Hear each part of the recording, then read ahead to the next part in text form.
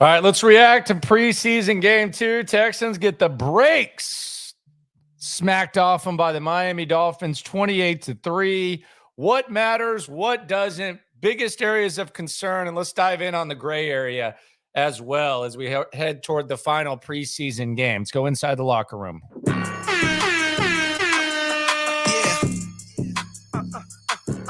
Yeah, it's the locker room on YouTube. You know what it is. Let's get it. Hey, locker room. Yeah, we in the locker room. Texas talk. Yeah, you know what we about to do.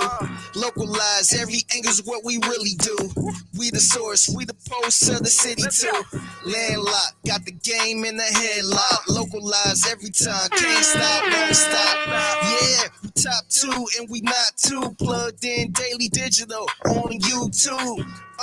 We got taste for days, opinions to give. Welcome to the locker room, number one source for Texans daily digital content. I'm Landry Locker. You can hear me Monday through Friday, 10 to 2 on Sports Radio 610 and the Odyssey app. If you're new to the program, welcome. If you are a regular, welcome back. It is the number one place to get the pulse of what's going on with the Houston Texans. You can hear me 10 to 2 Monday through Friday on Sports Radio 610 and the Odyssey app. And we got a game to talk about. Kinda. Preseason game. Texans get smacked around by the Miami Dolphins after a week of joint practice. 28-3 was the score. It was not fun. Quite frankly, it looked like a real Texans game from the last couple of years.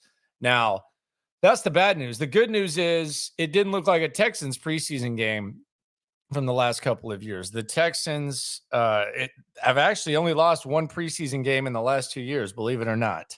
They've won – they haven't won many, but they've won more preseason games or as many preseason games, if I'm not mistaken, in the last couple of years, or one less, as they have actual games. So do with that what you will. Let's get into what the things that matter most from this game are, and what the things that matter the least are when it comes to this this game. And I want to start with the performance of CJ Stroud, because CJ Stroud, I would say CJ Stroud bounced back from what he looked like last week. Now, it's hard not to, given what he looked like. And I'm not sitting here saying that his performance was the end of the world or anything like that. But it's hard not to, but it is good to see.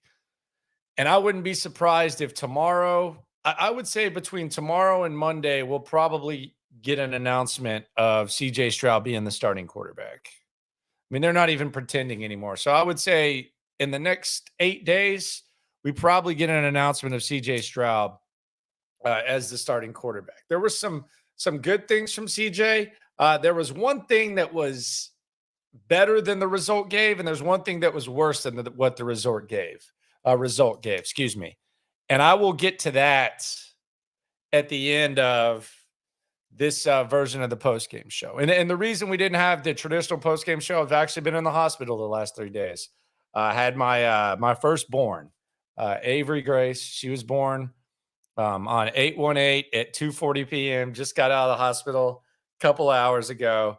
So that's why we did not have the traditional postgame show. But that's what it'll be throughout the season. We'll have the postgame show on the road immediately when the clock hits 0. At home, it'll be an hour and a half or so after, because I got to go to the actual game and go in the locker room. Not this locker room. That locker room over there at NRG. So I appreciate everyone for coming through. We'll talk about the CJ Stroud gray area in a sec, but let's not bury the lead.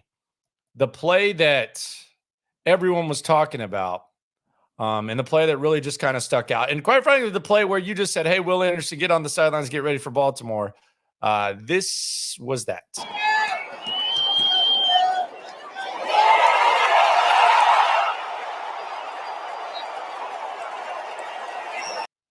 I think Will Anderson is going to be full with it This is going to be an absolute full with it this year. I think we're looking at the defensive rookie of the year, and we're looking at a guy that's going to do a lot of good things. And I'm actually going to put out a video tomorrow about that. The most significant thing for me when it comes to the Texans last week was the fact that the three guys that DeMeco Ryans mentioned by name at his press conference, Jalen Petrie, Will Anderson, and Christian Harris, they all had incredible weeks of practice. And they look good. And they look good up to that point. And when you talk about bringing in a head coach, there's always going to be perhaps like a successful head coach, some things that he's good at that maybe you didn't see coming. But if you're really going to if you're really going to maximize, and there's exceptions. I'm sure someone can give me an exception. But if you're really going to maximize a coaching hire and you're going to maximize a head coach with an organization, you want them to be good at what they're supposed to be good at. You want them to be able to build up players on their side of the ball. You don't want someone like Bill O'Brien, who's supposedly a quarterback guru, who doesn't maximize quarterbacks, who has to get bailed out by Deshaun Watson, who doesn't ever have a top 10 scoring offense or top 10 yardage offense. You don't want that. You want guys who are going to max out the players that matter, the ones that you invested the most in. You invested number 3 overall pick in Derek Stingley, player of the day from a Texans perspective on day 2. You've had a lot of good things to say about Jalen Petrie. Ends practice with the pick 6 on day 1. Christian Harris, he had a pick 6 of his own. He was good from the minute of practice 1 to the end of practice 2. And he was right there in the mix. He's only been playing linebacker for 4 seasons. This is his 5th season as a linebacker. That's how much of a freak athlete he is. So that's what you want. That's the most significant thing. Now, I get, and there's a lot of people on the comments, and one of the first things I saw when I got in here from Ian Booger, haven't seen a defense look so unprepared and out of position since last season's Texans defense. That's correct. And watching that defense yesterday, a lot of backups. The starters did get gashed on Miami's second drive, 90-plus yard drive. But a lot of those guys you aren't going to see on the field. The Henry To'o play where it's 3rd and long and Miami is essentially conceding, I think, the drive. And To'o goes inside, engages with the offensive lineman instead of just staying in his gap, and then he kind of whiffs on the tackle. Can't have that. Especially in the regular season, you can't have that. Now, I would say, and I'm not trying to give him like an excuse, I've watched Christian Kirksey do that for 2 years. So seeing a rookie do it is not the end-all, be-all. But I've seen Christian Kirksey make that same play probably about 100 times. Many times. But yeah, To'o was not he was not good at all. But Thurman Pack's talking about Mills still has a chance. All right, you're in timeout, brother. First timeout as a dad. You're in timeout, buddy. We don't need that. But yeah, I think that the mistakes by rookies are fine. Now, did the defense look unprepared? I don't know if I mean unprepared. Like, how much did they prepare for this game? They've been practicing with him for a few days. I mean, I don't know. What does unprepared look like? Sometimes we use the word unprepared, and sometimes it's just as simple as they didn't execute, didn't tackle. Like, if the guy was in the right place, like on the Miami first scoring drive, they had that 3rd and 1 little dump off to the right side. Jimmy Ward was there. Like, whether it was Matt Burke or DeMeco Ryans, whoever the hell was calling plays, Jimmy Ward was there. He missed the tackle on the touchdown on that drive. Jalen Petrie goes inside. He wasn't supposed to do that. He was supposed to contain. Maybe he makes that tackle. He kind of whiffed too. So I think sometimes we kind of we kind of put the word unprepared out there when sometimes that's not the case. Now, it's been the case a lot for the Texans the last couple of years, but in a preseason game, unprepared, there is one example, and this is going to go to the gray area that we're going to discuss at the end of this. But sometimes there's just a difference between tackling and unprepared, and execution and being prepared. And in the preseason, I don't know. It does seem like Matt Burke is calling the D, which I'm fine with. I don't mind DeMeco being a walk-around head coach if he so chooses to. But I liked what I saw from Will Anderson. I was glad his ass went right to the sidelines after. Kind of liked what I saw from CJ Stroud. Again, we'll get into the gray area of that. And other than that, it was just a traditional ass preseason game where by halftime, you're trying to figure out what was going on Saturday. I was watching in the hospital. Baby was sleeping. I was on the iPad, peeping the scene on it, taking notes and stuff. But yeah, it wasn't like the most entertaining thing. And we'll see. We'll see what G-Bro says. Mills has a chance. Nothing is official. All right, you're in timeout too, G-Bro. That's not based on anything that they've done with the first team reps and all that. So put you in the kiddie pool too with your other guy. I'm going to go get you a snack pack and splash around in the kiddie pool if you're going to say stuff like that.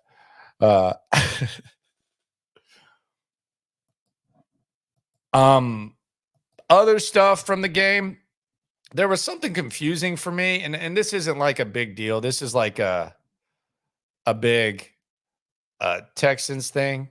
Like when I say Texans thing, obviously, but like something that kind of just sticks out a little bit more. Dare O apparently had a rest day. And I don't know what that means. Brooks Cabina, a friend of the show, reported that Dare was having a rest day. Does that mean that they think he's going to make the team? Does that mean they're going to give him a heavy dose preseason game 3 and rest him up? Like maybe we see like 30 carries from him just to see how he handles that. I would actually be down with that. I would love to have a situation where you talk to Dare, who can contribute on special teams. If they're thinking about keeping 4 running backs or whatever, he could be the guy. But you kind of audition to see, okay, in an emergency situation, could this guy tote the rock? Make it kind of like his like almost Super Bowl. I'd be okay with that. I do wonder if Dare is safe or not. Other inactives, Cashman didn't play. He's fine. Ridgeway didn't play. We'll see. Kirksey, I don't know that he ever steps on the field again. Brevin Jordan, I mean, come on. Keenum, all right. Booker, he's got to go. That guy's done nothing, and he's always hurt. And then Winovich, I think Winovich is, I think he's about cooked as well for that. The second team defense looked bad. They got kind of gashed. Again, I don't know if this is a team-wide thing. I don't know if this is just the backups thing. That's something we'll keep an eye on. I tend not to freak out by what the second team defense did.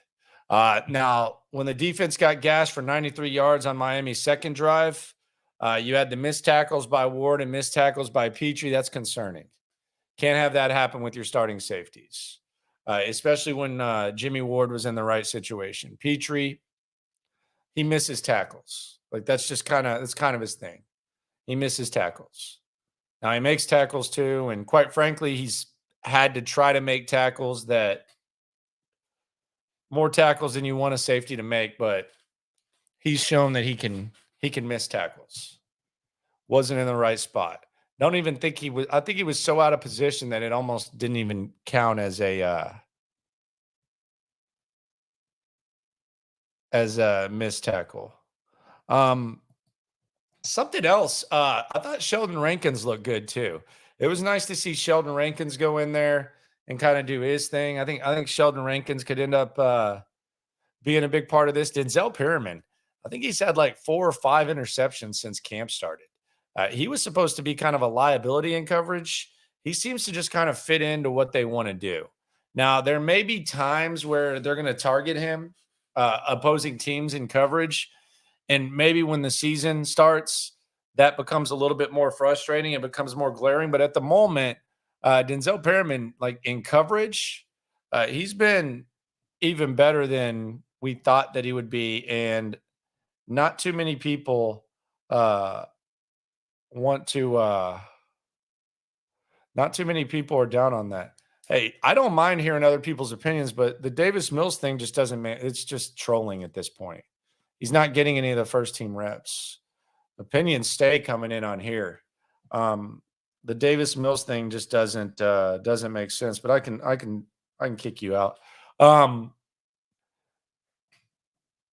Mark says, I know it was preseason, but it was total bleep show from the top of the roster to the bottom of the roster. And don't get me started on the coaching. That was horrible.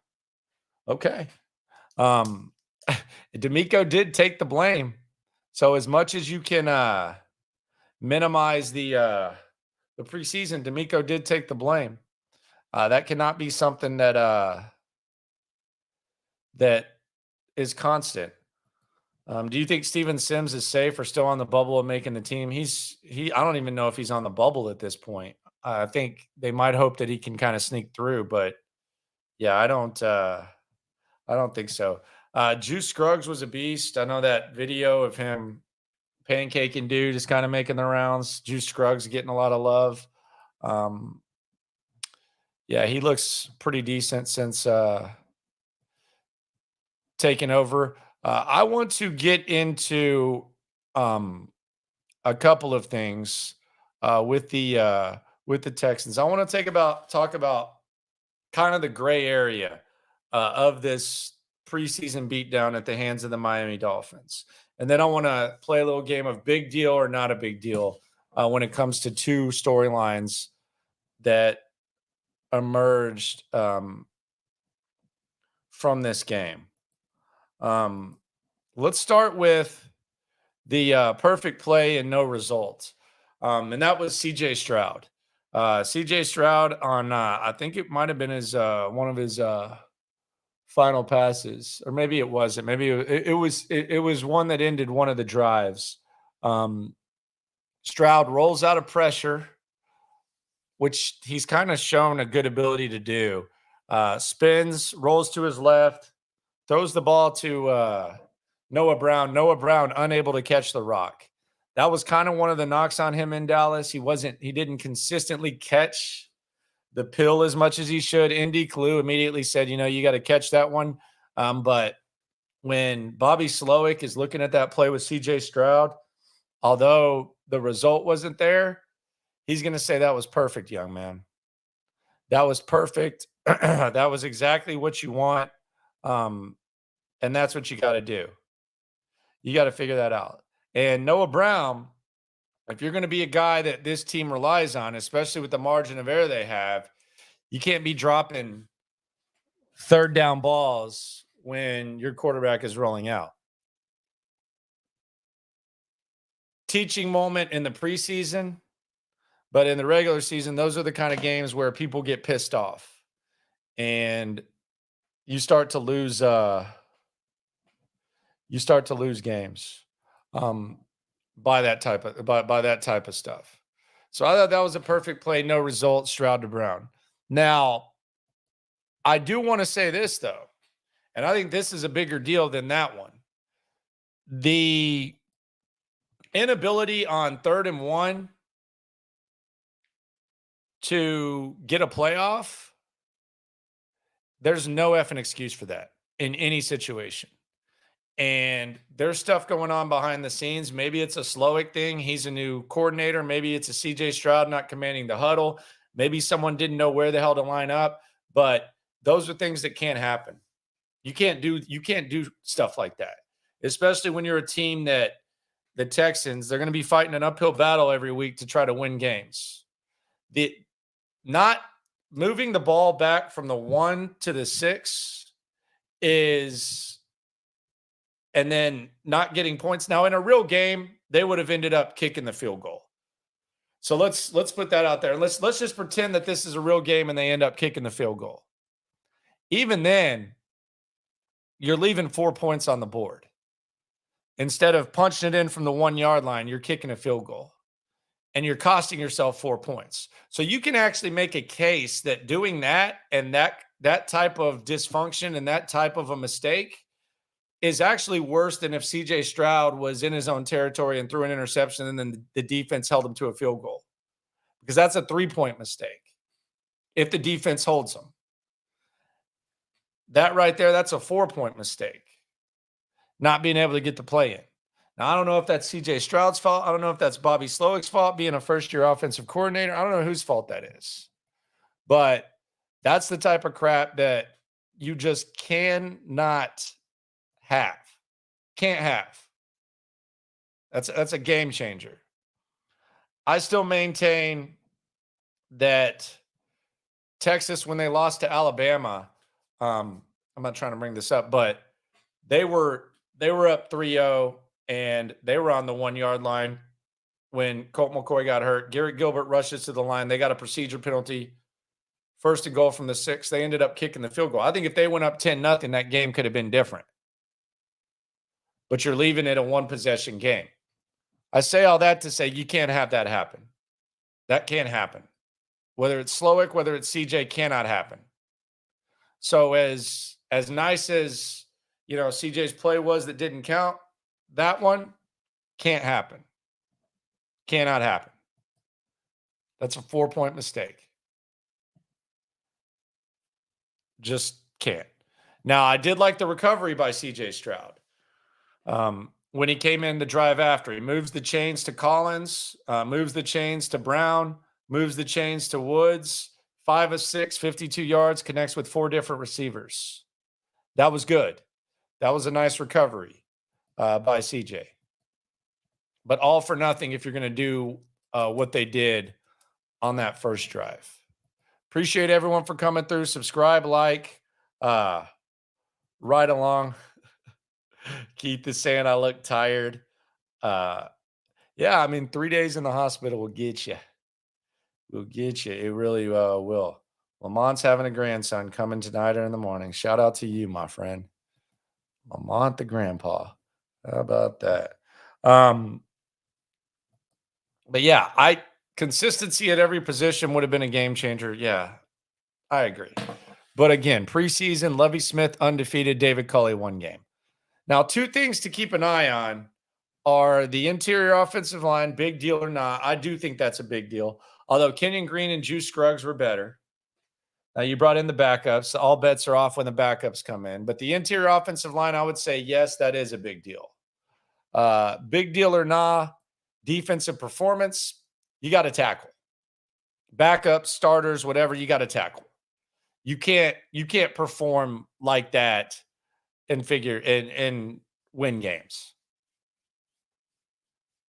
You can say, well, the starters didn't do this and the starters weren't out there. Doesn't matter. You can't perform like that. You can't perform like that. Is it a big deal? Not yet, I don't think. But you got to figure it out. Backup DTs. Yeah, I think they're pretty much set at DT. I think it's going to be Lopez and Heinisch battling it out, and then you got Rankins. Ridgeway didn't play. He's kind of one of your run stoppers, but yeah. DeMeco may need the reps as much as the players do. Yeah, that's for sure. I don't think he was calling the defense, though. Kind of looked like Matt Burke was, which I'm okay with, especially when the first team. I don't mind a walk-around head coach.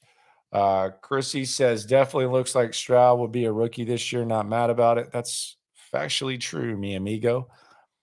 J. Rob, are you happy now that the Texans didn't draft Bijan Robinson, instead took Anderson? They weren't going to trade up to 3 and take Bijan, right? The Bijan scenario was if he was there at 12 when they had it. Like I wasn't pushing for the 2 or 3. I do wish they would have taken Deuce Vaughn, damn it, as their 3rd running back. A lot of teams going to look stupid for that one. Will Anderson is very special. You can already see it coming to light. He's relentless and unstoppable already as a rookie. Top 2 picks are looking promising. Good to see it coming. Yeah, we'll see what happens with CJ. I don't know. I don't know that I'm like throwing a party for CJ yet. Not freaking out. I'm not like throwing a party for CJ Stroud. Starting O-line did great. Stroud was on time and made good throws. Rushing attack was suspect, and rushing D was bad. Yeah, and Titus Howard got his cast off. I told y'all when he got the cast on, he was working out full speed and kind of doing his thing on the side. So is he going to be ready for Baltimore? I don't know. I would be shocked if he didn't play against Indianapolis, though.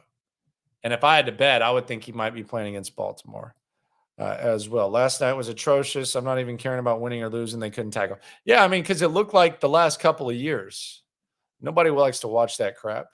Consistency at every position, game changer. So nice. I had to run that one twice. Yeah, Lopez. They'll probably bring. I don't think they're going to cut him. I think they'll put him on IR, and we'll see what happens with Roy Lopez. I haven't heard anything on it. I don't think that it was kind of a battle between him and Heinisch. So we'll see what happens, but I haven't seen anything. We'll get an update tomorrow, probably. I think DeMeco speaks at 10. So at 10 a.m. we'll get the update on Roy Lopez. But yeah, I don't think they'll cut him. I think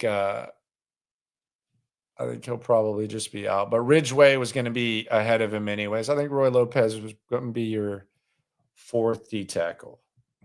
We'll find out what happens with him. That's a damn shame for him because he was in shape. But yeah, injured.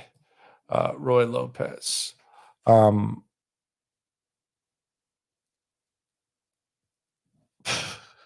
Lamont, I know Lopez is going to make you a slime ball for not communicating with you were home, but Lopez, the journalist, not fact checking Robert Wood's daddy story is slime.